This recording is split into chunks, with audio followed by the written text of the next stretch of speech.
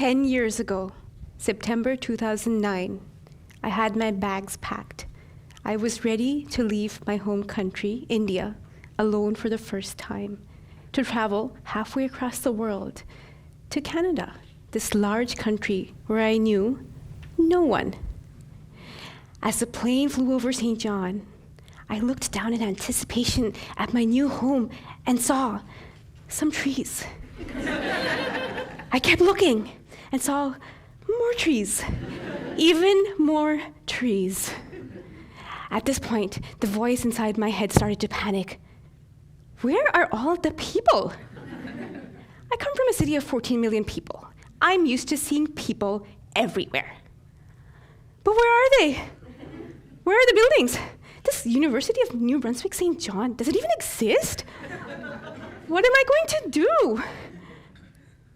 Thankfully, UNB St. John does exist. So does our city. And 10 years later, I can tell my terrified young self what I did. I went to school. I discovered this new place where the buildings, the trees, the roads all looked different. I had the most serene view from my university residence, a river flowing by. This was a place where in the fall, the leaves would turn these beautiful, bright shades of color and then disappear. And it got cold, really cold. From temperatures of 40 degrees in summer, I was now experiencing negative 30 in the winter. And I saw my first snowfall.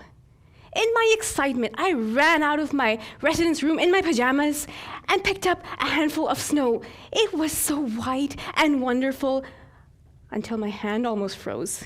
And back I ran into the heat of my room. And I learned a few things. I learned that if you're asking somebody when they graduated, you shouldn't say, "When did you pass out?" Because that makes them think about that night that they never want to think about.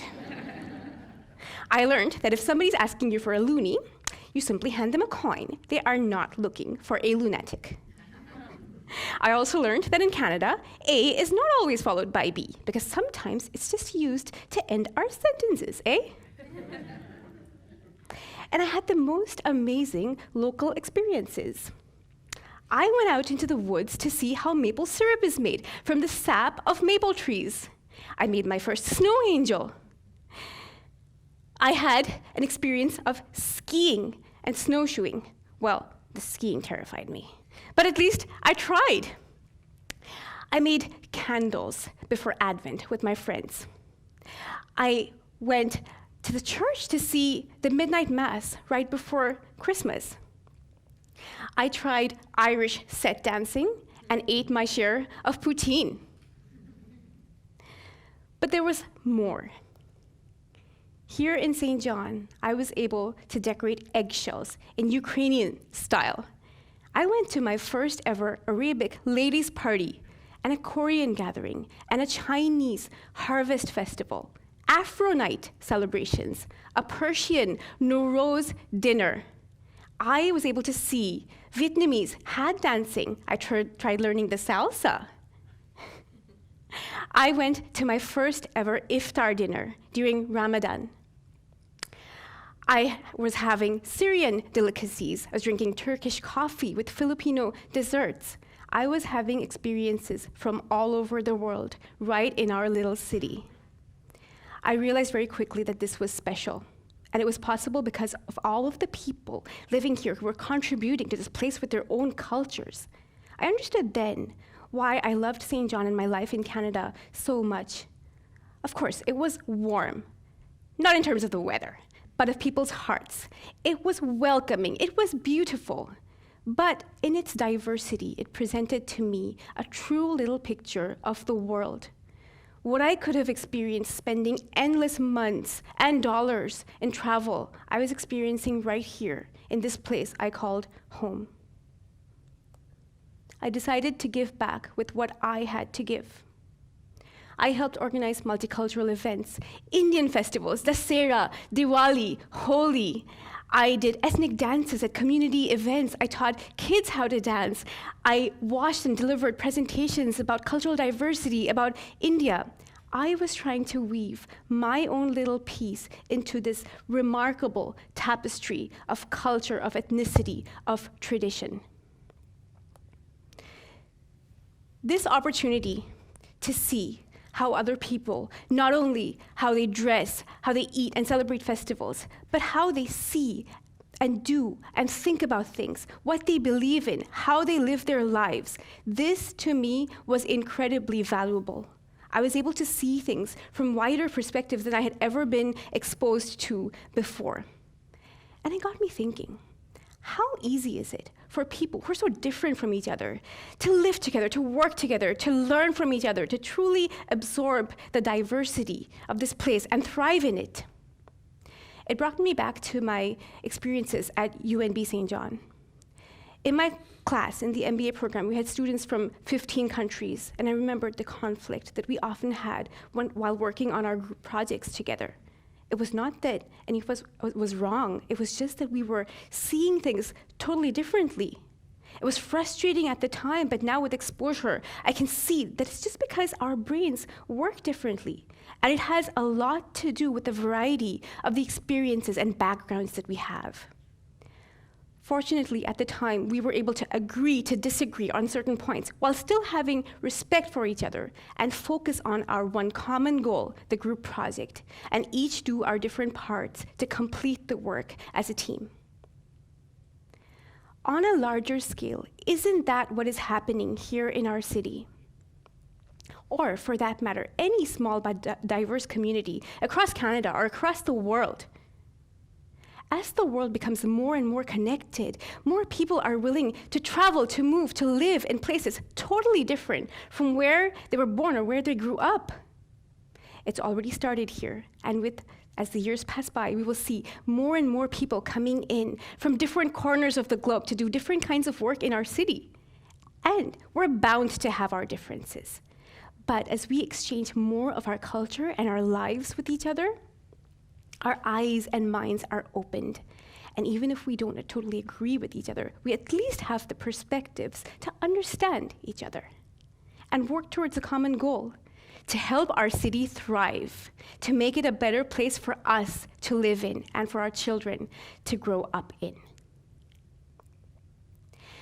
But what constitutes this cultural diversity? How do we get that exposure?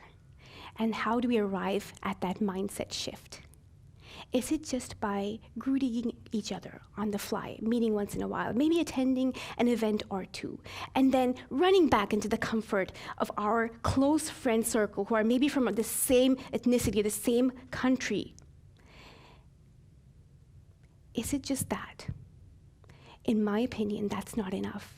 But unfortunately, it is the scenario in almost all the large cities, which are also large, diverse cultural centers. In these large cities, there are so many people from the same ethnicity that they tend to stick together in groups and work in silos, forming these self-created social pockets where they mingle only among each other, speak their native language, and dress up in their own ethnic clothes and cook their own food, and it is pertaining to the country they're from, or in cases of large countries like India, the specific region of that country that they're from. In other words, they're creating a home away from home for themselves, which is great for new people coming in to be able to dive into those familiar comfort zones and get the help they need to settle in as they find their feet in a new place. But if we choose to exist solely within the confines of that social boundary, we are losing out on the opportunity to tap into the immense potential that the diversity of our city and our country has to offer us. And I laugh at myself too, because if I were living in one of those mega cities, those cultural melting pots, there's a high chance that after 10 years, about 90% of my friends would have been not only from India, but from Bengal, the specific region in India that I come from. And here is where, apart from faster commute times and lower rents, life in St. John really offers value. We are still small enough in numbers. We are still personal enough to be able to know and understand each other, to form those relationships which are deeper than just on the surface, to have interactions that go beyond the customary small talk, the work, the weekend, and the weather. We have and should spend the time to laugh, cry, eat, cook, and celebrate together, to experience in some way what life is like in each other's shoes. So next time, don't just eat the jollof rice. Get the recipe from your Nigerian friend and try making it. Don't just watch Bollywood dancing from a distance. Put on some ethnic clothes and join in. Try to learn a new sport, maybe cricket. Try to learn a new language if possible. And hey, you may fail, just like I did at skiing, but at least you now know what it feels like to do that activity. So here we are.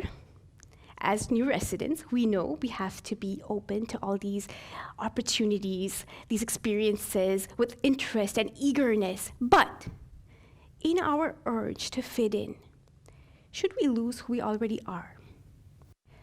No, because this would be a disservice not only to ourselves, but to our new home. And here's where the balance becomes really crucial. While we open our minds and hearts to the new, we should proudly retain who we are and add in our own unique piece to the rich cultural spectrum that's growing and taking shape in our community. While we embrace and learn from our new surroundings, it's important to carefully retain and preserve what we have brought within us and share that with our community. So yes, cook your own ethnic food. Dress up in your own clothes. Teach your children your native language. Please teach them the values that were passed down to you by your parents. It is only when we can truly be ourselves in a place can we make that place our home, make it our own, and build a future there. And for this to succeed, to bridge the gap, both sides have to be involved. People on both sides of this timeline, those who have been here for long and those who are coming in now, there is a need to throw away all bias and judgment. This involves being curious, getting rid of all preconceived assumptions, and having open discussions. So yes, ask me what this red dot on my forehead is about. Ask our Muslim friends why they wear the hijab. Our Sikh friends, the turban. Ask them why they believe in certain things, why they follow certain rituals, eat or avoid certain foods. And my friends, be okay with being asked these things. Please don't be offended, because this is the only way a real conversation can start and the floodgates can be opened for mutual thought exchange and a better understanding among all. Equally important is getting rid of our age-old habits and our comfort zones. For long-timers, this might involve being open to have new people who are very different from us into and accept them into not only our neighborhoods, but into our homes and our lives. This is typically easier to do as children. When we're young or going to school, we see our kids do this naturally without even thinking. It gets harder when we're older, when we're working and life has settled into a definite routine. We already have all the friends we need and we don't have any more time or room for more. This is when it needs to be more of a conscious choice, made again and again until it becomes a habit. It is often kindness and charity that we offer when new people come in to help them get settled. And that is, of course, a necessary first step. But our role goes beyond helping people finding an apartment or help them find a job. Let's open up a little bit further and have a true exchange. Let's tap into what they have to offer us too. Next time, invite your new friends over, maybe for Christmas dinner or for Thanksgiving dinner, and explain to them what it's about and let them be part of it as your extended family. You may be amazed at the impact this creates in not only their lives, but yours. Because in the end, it's all about the people. Those people who I couldn't find at first glance. I'm glad to say that in these 10 years, I've found some. I found more than I could have hoped to find, and they have touched, added more meaning into my life than I could have ever imagined. And for those who will be coming in new, perhaps from far away, just like I did, perhaps you're feeling a little bit uncertain, maybe lonely, looking for new friends. Don't despair if you don't see them all at first glance. Dig a bit deeper. Look just beneath the surface. Reach out, and you'll find other arms, outstretched, ready to embrace you. You may have left behind the life that you had always known, but right here, you're ready to discover a new world of your own. Namaste.